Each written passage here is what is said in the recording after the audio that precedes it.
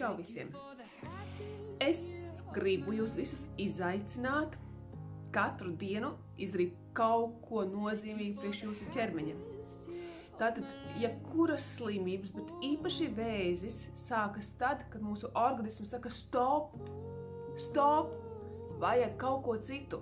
Tas, ko tu esi darījis, tas ir nodarījis tavam ķermenim sāpes, tas ir nodarījis tavam ķermenim tādu reakciju, ka viņš saka stop.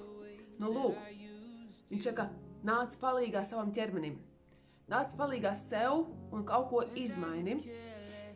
Ja ir kāda nopietna slimība, ja ir vēzis, tas nozīmē, ka mums jāapgriežas ir pa 180 grādiem pilnīgi pretējā virzienā.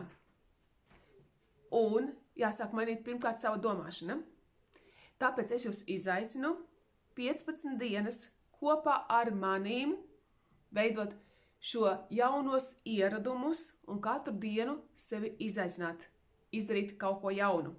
Sākam no rītdienas, pieseko un noteikti piedalies. Un ja tu gribi būt viens no tiem, kas piedalās, raksti, es vēlos piedalīties.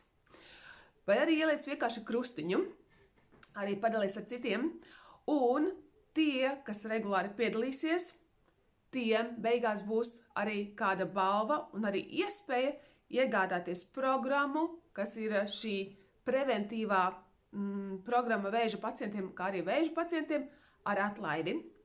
Tā kā pieseko, iesaki citiem, ieliec krustiņu. Tiekamies rīt. Čau!